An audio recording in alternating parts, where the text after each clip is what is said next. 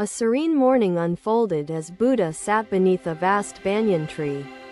He radiated calm, drawing others toward his presence.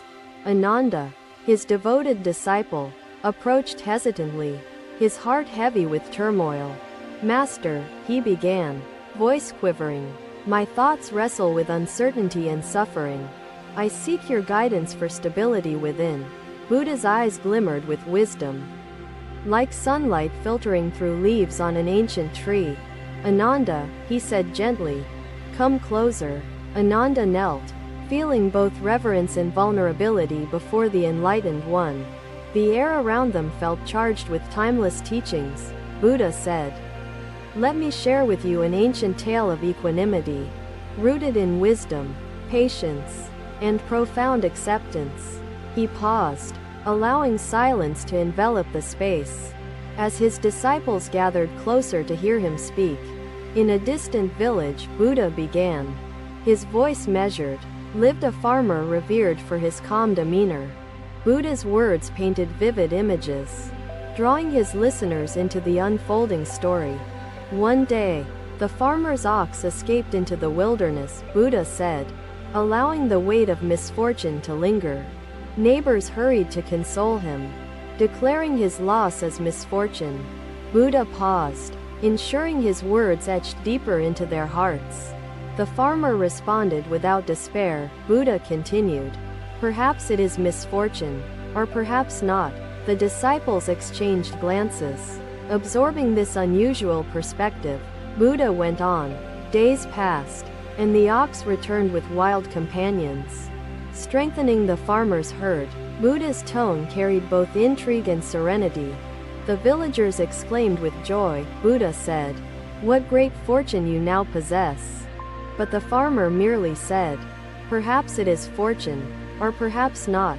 Buddha's disciples began to see layers of profound wisdom beneath the surface of simple acceptance. Ananda felt his confusion begin to unravel.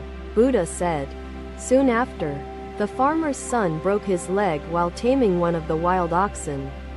Villagers mourned this tragedy."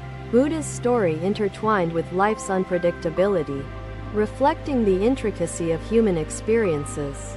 The farmer replied again. Buddha added, "Perhaps it is misfortune, or perhaps not." Ananda's mind swirled with growing understanding, witnessing the harmony and detachment within Buddha's words. Buddha continued, "Shortly after, soldiers came to recruit young men for war, sparing the farmer's injured son. Buddha allowed his disciples to process this cascade of events. Villagers exclaimed, "How fortunate is this outcome?" The farmer's reply remained the same. Buddha said, "Perhaps it is fortune, or perhaps not." His disciples recognized the deeper teaching, hidden within neutrality, a path transcending worldly judgments. Buddha concluded, "True strength is birthed when we cease attachment to outcomes, whether labeled misfortune or fortune." Ananda nodded slowly, the wisdom dawning upon his troubled spirit. He asked, "Master, how can we cultivate such equanimity amidst life's relentless tides?" Buddha smiled compassionately, seeing the yearning in his disciples' heart. "Ananda," Buddha replied, "equanimity arises when we nurture mindfulness and relinquish the illusion of permanence." The banyan tree seemed to whisper along with Buddha's teachings, its roots intertwined deeply with the earth. Buddha said, "Impermanence surrounds us, yet our hearts resist, creating suffering. Acceptance is the doorway to freedom and resilience." His words seeped into the hearts of all present. Ananda's voice softened. "Master, I feel the stirrings of strength within, yet my mind remains vulnerable to doubt. How should I proceed?" Buddha's gaze carried infinite patience, as if embracing Ananda's struggle. "Strength grows with practice," Buddha responded. "Cultivate stillness and meet life's flux without resistance." Buddha explained further, "Balance emerges as you walk this path, neither clinging to desires nor fearing challenges. Embrace life's transience as sacred." Buddha's disciples felt the wisdom resonate with their individual experiences, a timeless remedy for their worldly dilemmas. Ananda whispered, "Thank you, Master."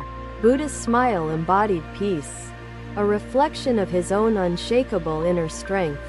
He continued, "Meditate upon impermanence, allowing its truth to soften your attachments.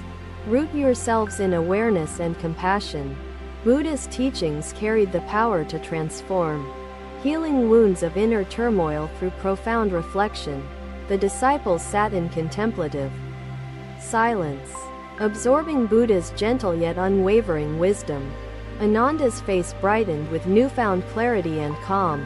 Buddha's voice returned softly, "Through equanimity, you discover strength unshaken by life's tempests. This strength is your true refuge within impermanence."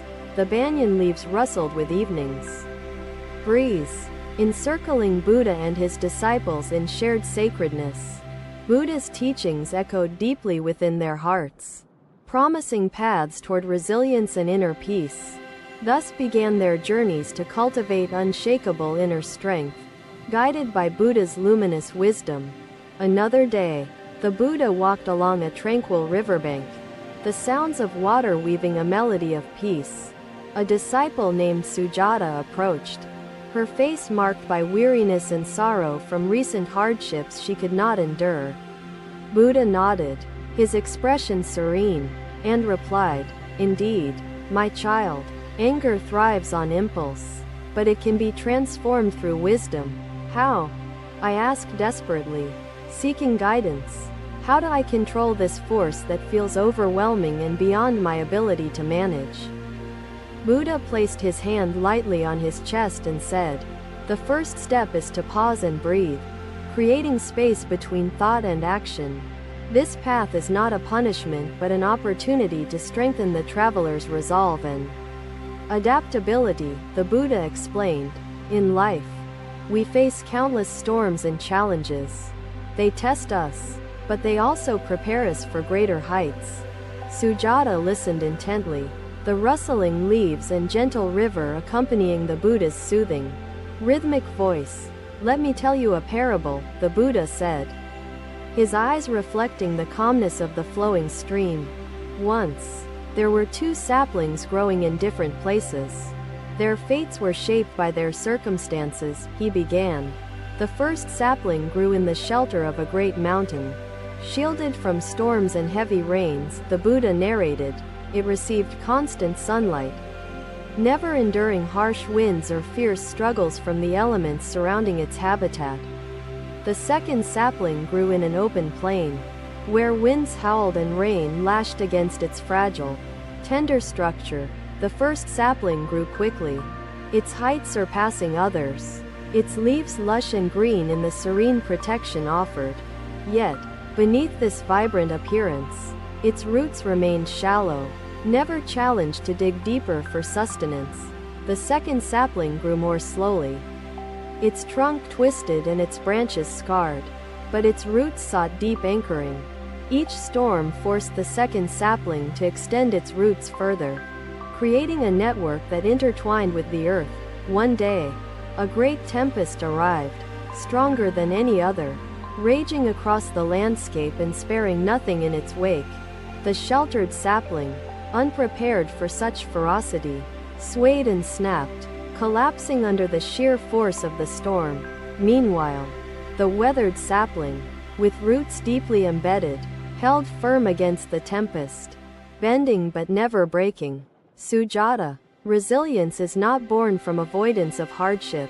It grows through the lessons and strength trials provide. True strength does not come from ease, but from perseverance, adaptability, and the wisdom to endure life's shifting tides. Then, Buddha said, a traveler passed by and saw the man sitting amidst the ashes, his sorrow and anchor holding him in place. The villagers exchanged glances, their curiosity piqued by the arrival of the traveler, their anticipation growing. A potter gathers clay and water, kneading and shaping it into forms, adding pressure to craft something of value. The clay endures the pressure willingly, transforming into vessels capable of holding water or serving food to the hungry. The potter then places the clay in a kiln, where it faces the searing flames that make it unbreakable. Without the fire, the clay remains fragile and incomplete, unable to fulfill its purpose as a useful vessel. The flames of the kiln are like the challenges we face. They refine us, strengthening our character and purpose. Without struggle, we are like raw clay, full of potential but unable to serve the world with our true strength. Sujata nodded, her heart beginning to embrace the beauty of growth forged in adversity and refinement through hardship. But Master, she asked, what about those who feel too broken to rise again? Who are weary from life's weight? The Buddha smiled gently, his face radiating warmth and understanding, and said, let me tell you about kintsugi pottery. In distant lands, broken pottery is mended with gold, not to hide its cracks, but to highlight its imperfections. These golden cracks transform the pot, making it even more beautiful and unique than it was before it broke. Similarly, life's hardships, when embraced with compassion and patience, can transform our scars into sources of wisdom and beauty. Resilience is not about never breaking. It's about learning to piece yourself together with grace and greater purpose. Tears welled up in Sujata's eyes, but they were tears of release, of hope, as she bowed to the Buddha. Master, I understand now, she said, her voice trembling but steady. I see that challenges are gifts in disguise. The Buddha placed a hand on her shoulder, a gesture of reassurance and connection, before offering his final words. Sujata, take these teachings into your heart and live each moment with courage, faith, and the power of mindfulness. Let your roots grow deep through trials. Let the flames refine you, and let your scars shine like gold. The river continued to flow, carrying away Sujata's doubts and fears, leaving behind a newfound resilience within her. With gratitude, she bowed one last time, and the Buddha watched her depart, his heart filled with peace and joy. Another day, the Buddha sat atop a hill, the horizon glowing with the golden hues of the setting sun. A disciple named Ravi approached, his face a mixture of awe and uncertainty, seeking guidance on conquering inner turmoil. Master, Ravi began, how can we preserve peace within when the chaos of life tries to extinguish our spirit? The Buddha smiled gently, motioning for Ravi to sit beside him. As he prepared to share another story of wisdom, Ravi, the Buddha began. Imagine a small flame flickering in the darkness, fragile yet resilient against the elements surrounding it. This flame is like the light within you, delicate yet capable of burning brightly if protected and nurtured properly. But the winds of doubt and despair blow relentlessly, threatening to extinguish the flame unless it is shielded with care. Let me share the story of an old monk who lived alone atop a freezing, wind-swept mountain. The Buddha began. This monk meditated day and night, his small fire the only source of warmth in the biting mountain air. One night, an unrelenting blizzard raged, howling winds extinguishing every flame in the nearby monastery except for one. The younger monks, shivering and frightened, gathered to seek the old monk's guidance and the warmth of his flame. The second step, Buddha continued, is to seek wisdom in the company of those who embody knowledge and virtue, just as the guide carried a lantern. Buddha said, allow wise teachings and mentors to illuminate your path forward. But Master, I asked, what if I doubt the wisdom offered to me, fearing it may lead me astray? Buddha gazed at the horizon, where the moon rose higher, illuminating the grove with a soft, steady light of guidance. Trust is built through discernment, Buddha said. By listening carefully and questioning with sincerity, seeking alignment with truth and reason. Faith is the fuel for your flame, a deep trust in your own journey and the lessons life provides you. Mindfulness is the shield that protects the flame, an awareness of your thoughts and actions without being overwhelmed by them. His words felt like a soothing balm, calming the turmoil within me and offering a path to the liberation I sought. Lastly, Buddha said, cultivate gratitude for the opportunity to learn and grow, recognizing ignorance as a stepping stone to wisdom.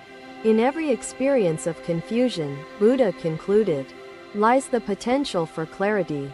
If you approach it with an open and curious mind, as the night deepened and stars shimmered above, I sat in quiet contemplation, Buddha's teachings echoing within me. The potter then places the clay in a kiln, where it faces intense flames that make it durable and strong. Without the fire, the vessel would remain incomplete, too fragile to carry the water it was intended to hold. I thanked Buddha, bowing deeply, and left the grove with a renewed sense of purpose and clarity in my life's journey. Thank you for watching. Buddha's teachings are always with you. Subscribe to our channel and we will see you in the next video. There was once a villager who carried an unlit lantern through a dark forest, searching for light to guide him home. After wandering aimlessly, he encountered another traveler whose lantern burned brightly, illuminating the path ahead for both of them. Buddha placed the pebble back into the river, watching it settle gently before continuing his lesson. To listen deeply is to honor the interconnectedness of all things, Buddha said, his voice flowing like the river. Ravi asked, Master, how can we listen deeply when distractions cloud our minds? Buddha turned his gaze toward Ravi, his expression gentle yet instructive. Ravi, quiet the mind through presence and compassion, for only then can true understanding emerge, Buddha explained patiently. Remember, Ravi, your flame is not yours alone. It is a part of the greater light that connects all beings. Feed it with faith, shield it with mindfulness, and sustain it with patience. Let it guide you with wisdom and clarity. Ravi bowed deeply, gratitude and resolve filling his heart, as the Buddha's teachings illuminated his path forward toward unshakable inner peace. The hill grew quiet as the Buddha watched Ravi descend, his flame rekindled and shining brightly against the backdrop of twilight. Thank you for watching. Buddha's teachings are always with you. Subscribe to our channel and we will see you in the next video.